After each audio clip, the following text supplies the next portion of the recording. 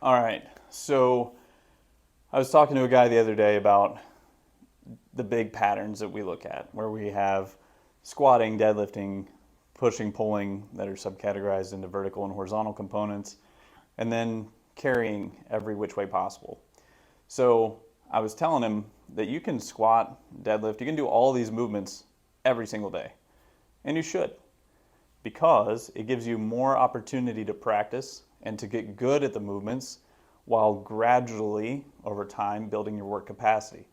So one of my favorite ways to do this, and I've been doing this for years, and I'll switch up my grips, I might switch up the order or the exercises that I'm doing, is I'll just do a barbell complex on the front side of my session.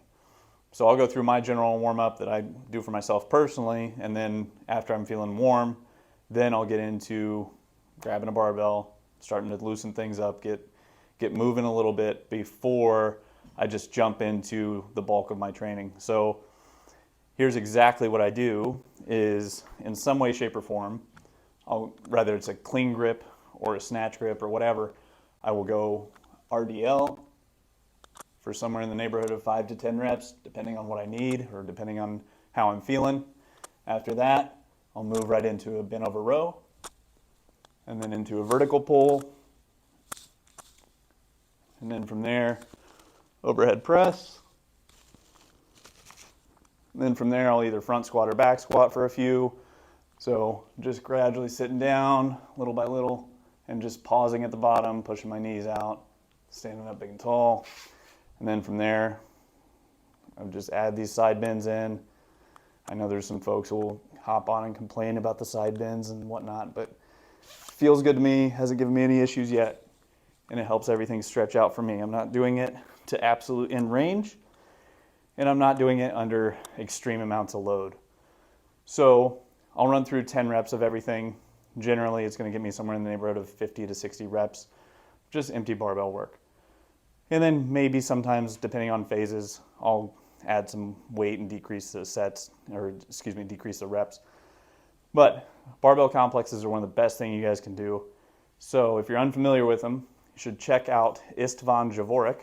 So to my knowledge, he's the one who originated complexes. So Istvan Dvorak has dumbbell complexes, barbell complexes, and every which way you can think of. And then Dan John to my knowledge, brought him back to life.